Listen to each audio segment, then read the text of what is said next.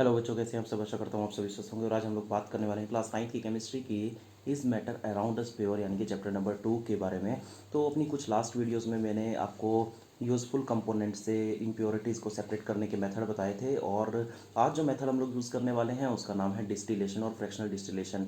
हमारी लाइफ में इन मेथड्स का बहुत ज़्यादा यूज़ है, क्योंकि हम लोग इम्प्योरिटीज़ को इन मेथड के जरिए अपने यूज़फुल कंपोनेंट से अलग कर सकते हैं। तो डिस्टिलेशन क्या है?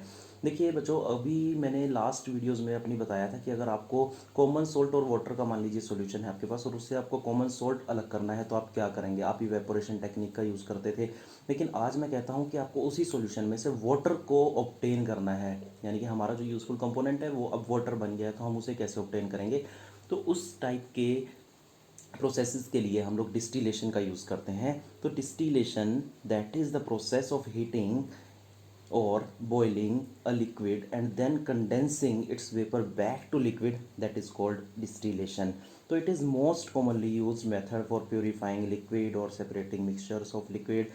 तो सिंपल डिस्टिलेशन की अगर मैं बात करूं तो it is generally use for separating a liquid from a solution containing non volatile solute and to use to separate a mixture of two miscible liquids whose boiling point differ by more than 25 degree Celsius.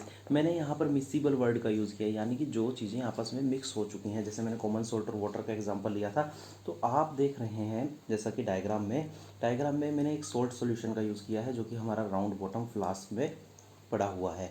अब इस round bottom flask के साथ एक Liebig water condenser attach है। तो Liebig water condenser, जी हाँ, ये आप देख रहे हैं जिसमें कूलिंग वाटर आउट और कूलिंग वाटर इन बना हुआ है जिस ट्यूब में, इसे बोलते हैं लिबिक्स वाटर कंडेंसर।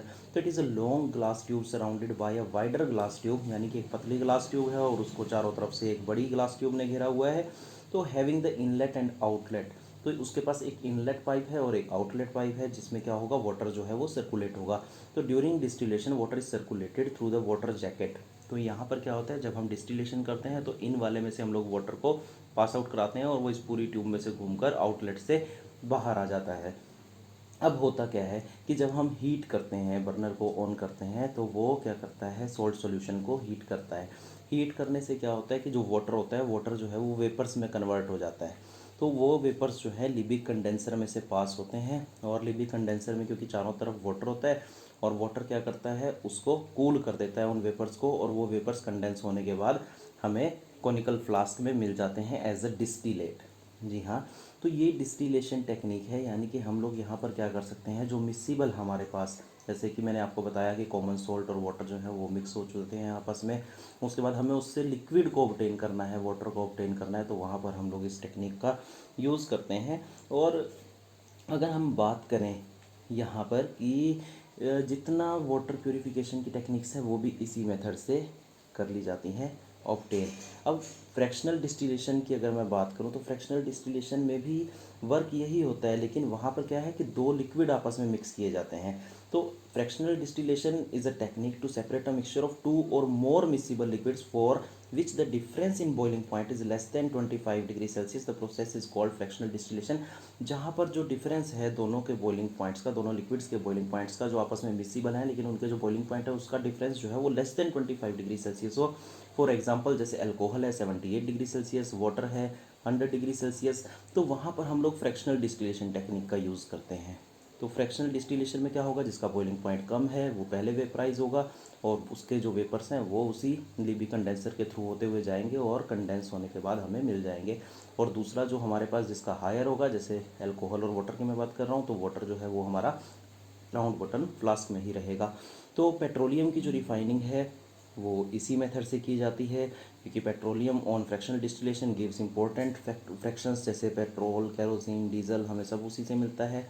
फ्रैक्शनल डिस्टिलेशन की अगर हम एयर की भी कर सकते हैं तो हमें यूज़फुल कंपोनेंट एयर के भी मिलते हैं।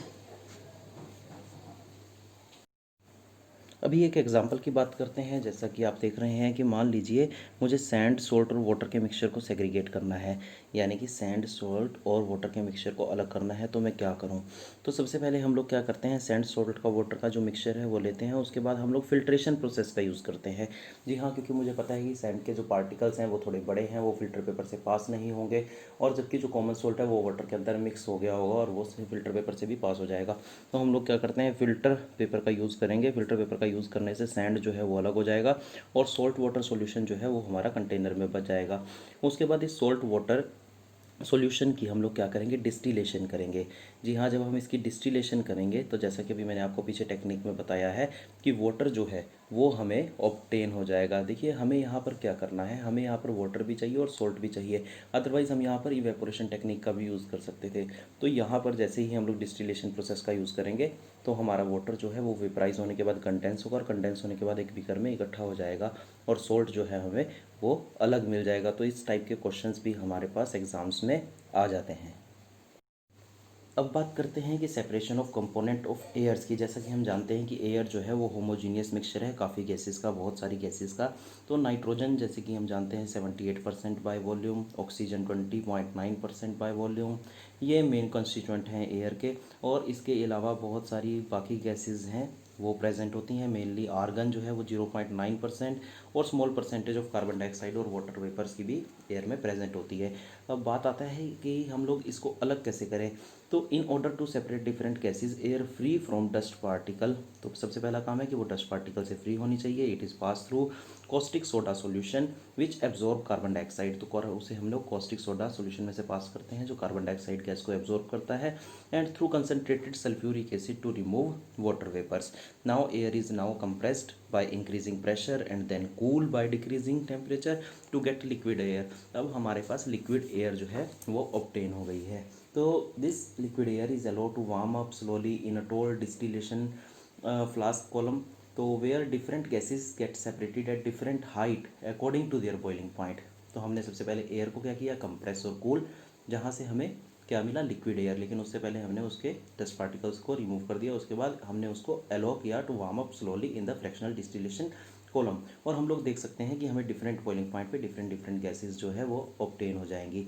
जैसे -196 डिग्री सेल्सियस पर नाइट्रोजन, -186 डिग्री सेल्सियस पर आर्गन और -183 डिग्री सेल्सियस पर ऑक्सीजन। तो यानी कि फ्रैक्शनल डिस्टिलेशन टेक्निक का यूज़ करके हम लोग एयर से उसके कंपोनेंट्स को भी सेग्रीगेट कर सकते हैं। आशा करता हूँ आपको डिस्टिलेशन और फ्रैक्शनल डिस्टिलेशन का टॉपिक जो है वो क्लियर हो गया होगा। धन्यवाद।